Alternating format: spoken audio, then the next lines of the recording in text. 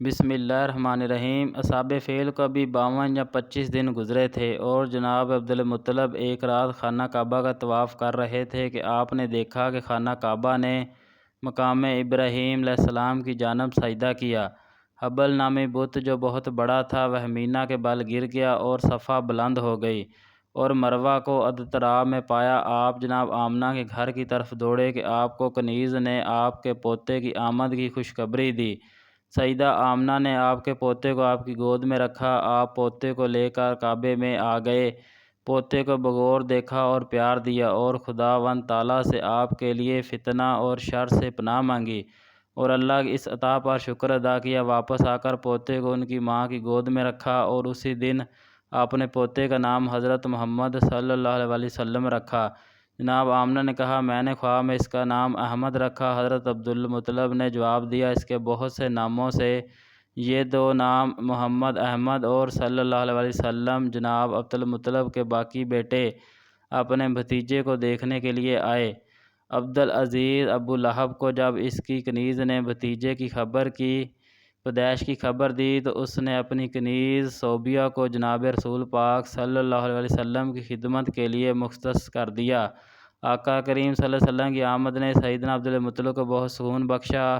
اب آپ خانہ کعبہ کی دیوار کے سائے میں مسند بچھا کر بیٹھنے لگے۔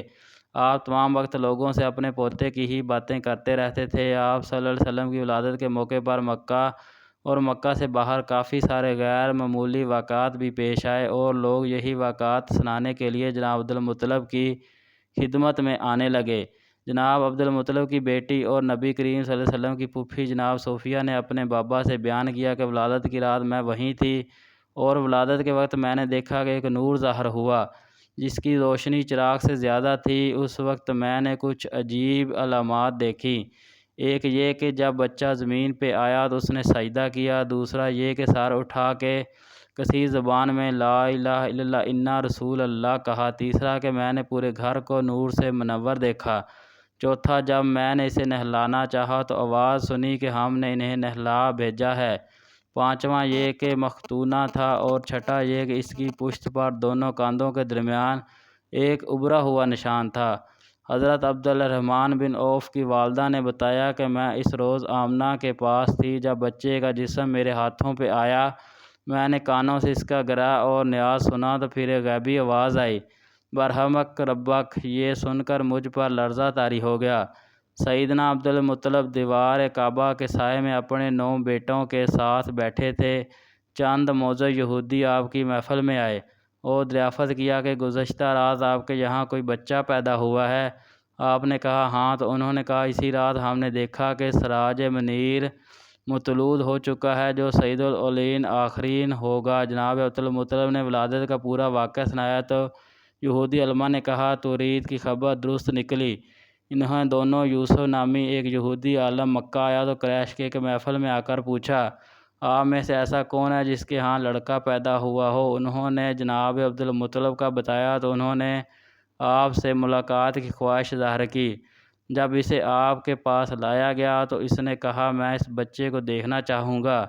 آپ اپنے پوتے کو کپڑے میں لپیٹ کر لائے تو اس نے رسول پاک صلی اللہ علیہ وسلم کی آنکھوں میں کچھ دیکھا اور پھر کندھوں کے درمیان دیکھا۔ وہاں موجود قریش کے ہنسنے لگے تو اس نے کہا اے قریش، مجھ پر مت ہنسو، خدا کی قسم یہ صاحب شمشیر پیغمبر ہے، تمہیں ہلاک کرے گا اور تم اس کے غلبہ کی خبر مشرق سے مغرب تک سنو گے، تب تم اس کی نبوت کے قائل ہو گئے۔ اب نبوت بنی اسرائیل منتقل ہو چکی ہے، یہ خبر پورے مکہ میں پھیل گئی۔